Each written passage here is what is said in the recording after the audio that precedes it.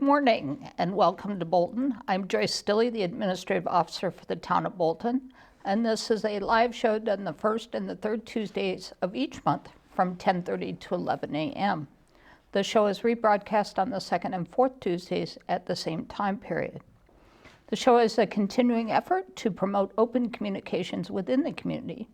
And if you have an upcoming event or an organization you would like to see some publicity on, or just have a question as to how town government operates, please contact me at the town hall and we will try to get a show on the air that covers that topic.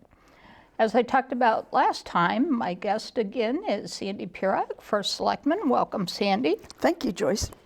And today we're going to be talking about some of the work that the Board of Selectmen is currently involved in and the town is involved in, because there's a lot going on, and we could probably do a whole series of shows just on this. Unfortunately, it's not a quiet time of year. No, and not only is it busy at Town Hall, but those of you who have known me for a while know that I'm a certified public accountant, and this is tax season. So everybody is busy, and we just keep trying to move forward. We're trying to see what else we can add in, right? True. We're going to start today talking about the Notch Road Municipal Center. In our last show on the Capital Reserve, we had talked about starting possible setting aside monies for possible demolition. And just wanted to go back, and perhaps I can provide a little history on the building itself first, and then we'll get into where we've been in the last year. The Notch Road Municipal Center used to be the old center school, as you're aware of. And in the mid-90s, as the center school expansion occurred, it came back to the town for town use. And we actually have had a variety of people in the building, including town offices, but we've come close twice to completely selling the center and north wing to actually some schools who were very interested in the building. In the end, it wasn't financially profitable for them at the time. They couldn't quite come up with the funds, and that was just the economy itself. But the town wasn't looking for actually a lot of money. They were looking for them to do expensive projects, such as the roof, the windows, etc., the heating system. So roll forward to now. We have the south wing that the senior center is in. The Y rents some space there. We utilize quite a bit of area in the main section, the center section. And the north wing itself, we actually have a church that utilizes space. But we were concerned about future space for town hall offices, and the Board of Selectmen stepped forward and in August of 2018, we received a report from BVH Integrated Services, an engineering firm that we had hired, we, the Board of Selectmen, had hired to determine renovation feasibility of the north wing and the center section for use as town offices. I went to elementary school in that building, starting in second grade through eighth grade. And I have an emotional connection to the building. My sixth grade class was one of the first classes to move into the north wing. So I don't want to see, there's a piece of me who didn't want to see that building disappear. And I'm sorry, I didn't mean to interrupt, but some people may not know that part of that north wing actually contains bomb shelter as well. That's right. That north wing was funded back in, I left Bolton Center School in 1961 as an eighth grader, so I'm guessing it was the mid-50s during the Cuban Missile Crisis that the town built a bomb shelter in the building, complete with the necessary facilities for storage, and you know, it's hard to believe that the entire town could have fit there, but there were other public bomb shelters in town. So fortunately, we didn't need to use them, but that building is that bomb shelter is still there. I'm not sure it would serve as a bomb shelter today if it were needed, but it's still there. But in the structural analysis that BVH did as to the feasibility, certainly the bomb shelter also plays a part into how do you reutilize it easily. Correct. It is a big building. It is a big room. It's heavily built. So right now, that's what the church is using as their main assembly area. But let's go back to the town hall. Our town hall has outgrown its space. We currently have the finance office, the registrar's office, some storage over there. Three meeting rooms. 3 meeting rooms that are actually used quite frequently. So we need the space. And it is an existing building, so let's look there rather than going back and looking at a new building in the center of town, which has been voted down by our community several times. Unfortunately, there are some significant code issues in that building. We knew that accessibility was a major issue. There have been some code changes in the time period that building code changes in the time period that the building has remained dormant. We also have an occupancy classification change from education to town offices. Accessibility is a huge issue. There's no handicapped access to that building except at the area already used as the senior center. The building is on multiple levels. The basement of the main section is one level. It's a half a flight to the north wing, another half of flight to the second floor of the main building, and another half of flight down to the senior center. So that would require an elevator or 2 or 3 to get in there. And we know we have some roof issues. If you walk into any of the meeting rooms and look up to the ceiling, you'll see water stains. Our Buildings and Grounds Department has done an exemplary job in keeping the leaks and fixing them when they happen, but it's an old building and leaks happen. We were looking to BVH to tell us what other issues were in that building that we couldn't see. And some of the things they brought up were there were the existing brick on the outside of the wall is actually structural. Yes. We had hoped to find that it was facing and not structural. It actually is structural, and it's deteriorating. Years and years of minimal maintenance are showing, and that's a problem. The other thing is that because those brick walls are structural, fixing the roof and changing the roof line to, rather than a flat roof, to a small peaked roof to allow the water to run off rather than pool up there, the exterior walls wouldn't support that. So the windows in that building are probably circa 1950 something. Yes. Except the north wing. And the walls and doors are again older, and if you've ever been to a meeting and tried to lock the front doors, Yes. after the meeting, you lock the door, you turn the lights out, and you hope you don't fall down the stairs, or you leave the light on and hope the custodian comes back to turn it off. I'm in the latter group, Joyce is in the former group. But there's also no central air in that building. The The bathrooms are Oh my gosh, original.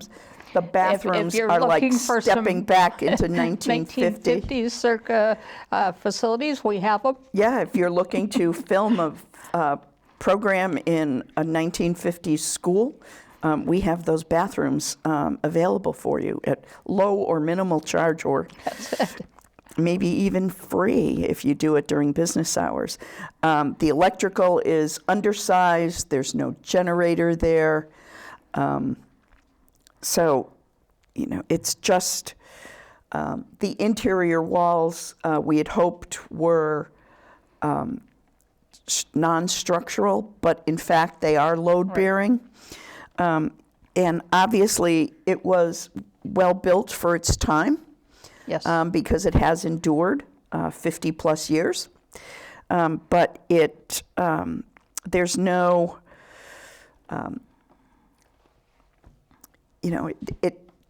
the costs to upgrade that building came in far in excess of anything to replace it. And that's, it's served its useful life. And one of the things that this report and the selectmen looked at was to do the renovation was going to be about $9 million. But it was only going to add 15 to 20 years life to the entire building.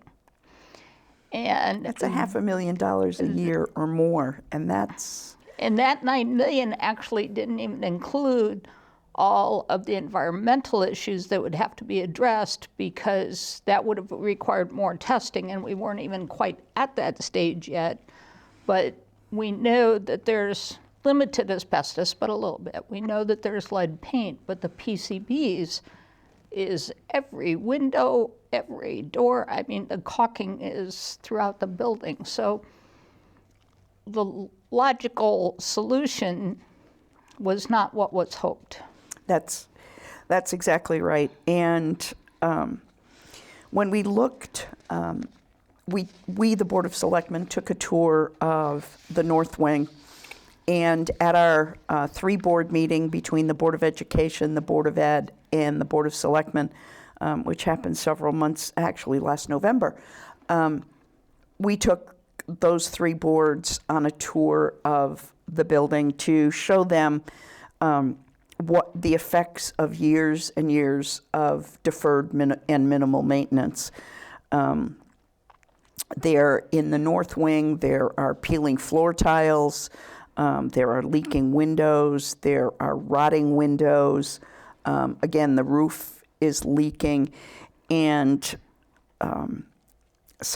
there's electrical issues. So some of the Board of Selectmen was very concerned about what the useful life of that particular structure might be. And again, that's the building with the bomb structure in the basement. Right. And the church renting the basement. So we asked BVH to come back and look at what that building would be. And they're suggesting that the conditions of the roof structure are such that demolition within 3 or 4 years is recommended. Not the answer we wanted. Definitely not the answer we wanted. No. But when you look at the photographs and analyze their engineering data, it's something we have to face. The cost of renovating and repairing that section of the building just aren't worth, Right. The thing. And I'm starting to get emotional here because as I started out, I'm very connected to that building. So we're looking at a demo cost of between $300,000 and $500,000. And again, that doesn't include disposal of hazardous materials, which we know are there. Right. Nothing in the bomb shelter other than PCBs, but we do know that we do have PCBs, as we would find in any building of that vintage. And that's, you know, it goes back to the Board of Selectmen, though, we still have a need for space.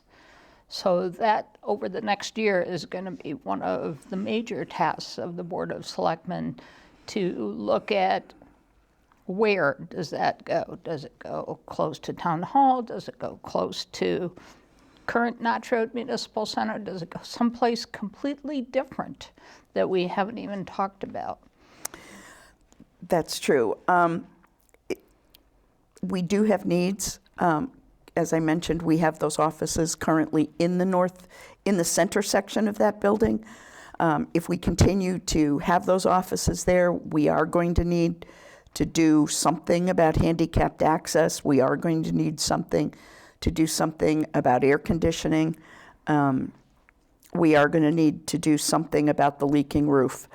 And more importantly, we're going to need to do something if that building comes down. Where do we put those people? Right. And one of the options is, again, to rebuild on that site. Rebuilding with the center section for some of the reasons we talked about, the exterior walls being brick and load-bearing, the interior walls being load-bearing are going to be problematic there as well. But let's talk for a second about if that building goes away, what happens to the senior center. Rest assured, Yep. The senior center section of the building has been renovated. It is in excellent shape.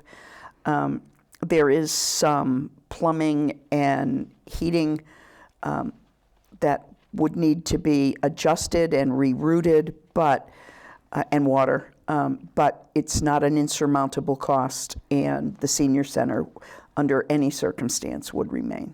And we actually, several years back, when we replaced the heating units at the building, we'd actually segregated off, and the south wing has its own heating. The senior center has its own AC on top. So it's a matter of septic, water, electrical, just making sure that all those are tied in. But the senior center is there to stay. And one of the things that you talked about, even in the building itself, if you look at the hallways, they're like 12 foot wide.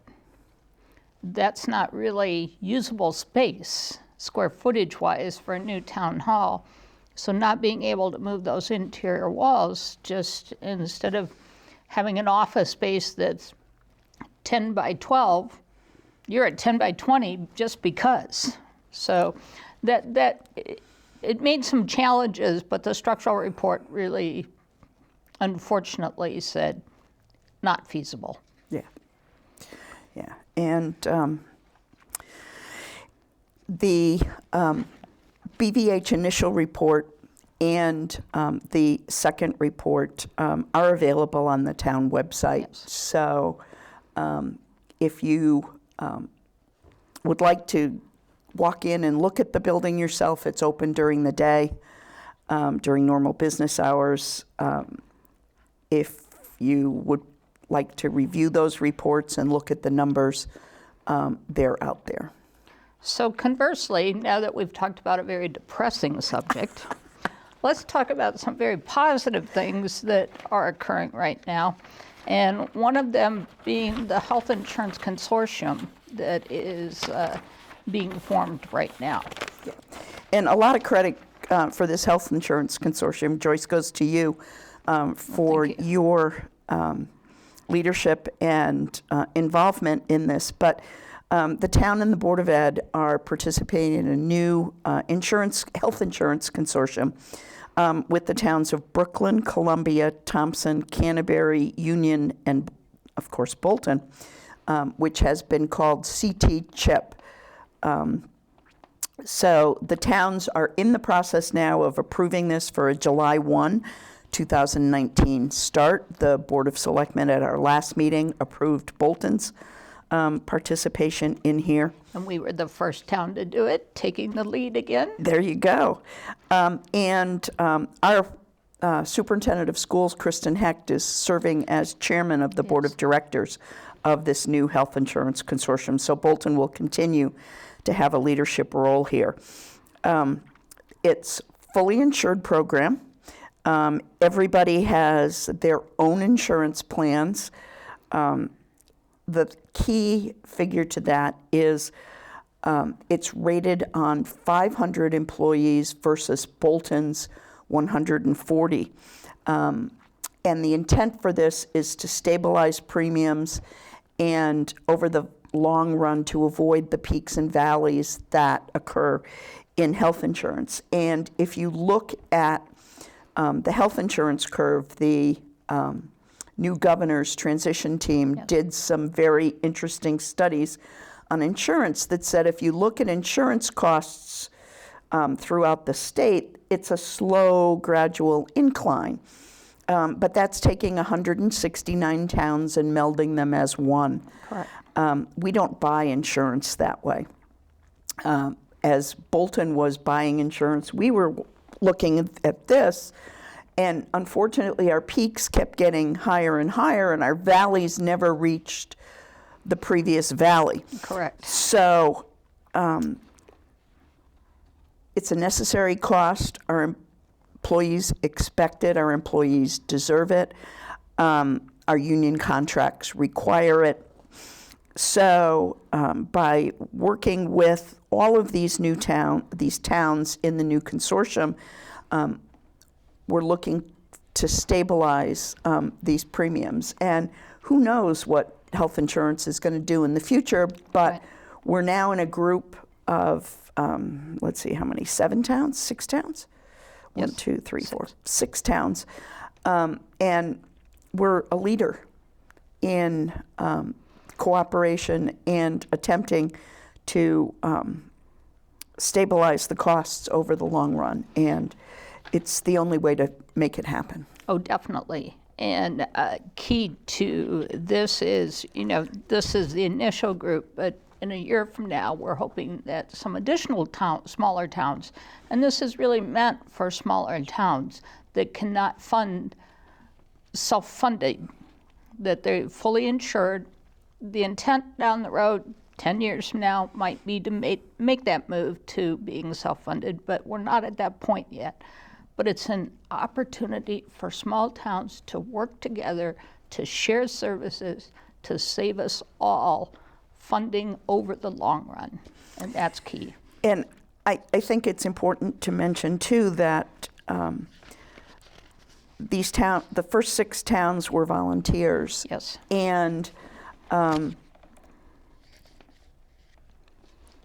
as time moved on, the committee did get some inquiries for other towns to join, but we had to put you, and the rest of the group had to put a stake in the ground and say, this portion is moving forward, you can come in Later. at a future date. Yes. So it's happening. It'll be in place for July 1, 2019. We're in the process of talking to our unions because it is a slight change. It's a change in carriers for us. Ironically, between these towns, there were a variety of carriers. We've selected Cigna as the carrier for the consortium now. So some towns will have a change in carriers, but it's the exact same plans. My turn. Excuse me. So moving forward, stay tuned. You'll hear more on the Health Insurance Consortium. Another very positive thing that has recently happened was the connectivity grant that DOT just awarded a grant to Bolton. That's true, and that was great news. I drive Bolton Center Road every day to leave town. I drive Bolton Center Road to get from my house and the town hall. It's used a lot by walkers, bikers, and if you travel Bolton Center Road west of the library, down to the firehouse, you'll know that there are some deep ditches on both sides of the road. This grant will enable us to use our highway department and fill in the ditch on the north side, which is the Notch Road side, and to create a walking path on the top of that enclosed ditch that will allow walkers to come from Notch Road to the town hall. And then it'll also create a trail from the church down towards Brandy Street, hopefully make it to the Heritage Farm and Brandy Street, which is great for me because then I can walk to town hall safely. It's all uphill. Well, that's okay. It's downhill going home. And it was suggested several years ago when we did the road safety audit, which was done with the Connecticut's Department of Transportation and a consultant, our resident troopers, and a committee from town. So in the spring, the DOT will give us some additional information about the grants and continue the process with us. I think it's important for the Board of Selectmen to provide residents, especially those who have this going on in front of their houses, the opportunity to get information and provide some feedback in the spring. So once we have the details from DOT, we'll be scheduling that meeting. So I would say look for it March, April, maybe May, because Time's just flying. Yeah, well, time flies. Sometimes the DOT gets busy. Sometimes we get busy. We've got a budget going on. We've got a budget referendum going on. So we're going to have a busy spring here in Bolton. But rest assured that there will be an opportunity for those who live along the area, those who might want to use the walking path, to provide some comments and find out what's happening before the information goes in. And for those of you on the south side of Bolton Center Road, stay tuned.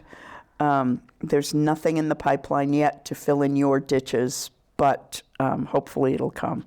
And I do know that I get regular phone calls from residents saying, what can we do about those ditches? My car fell in, or, I almost slid in, and I feel that pain.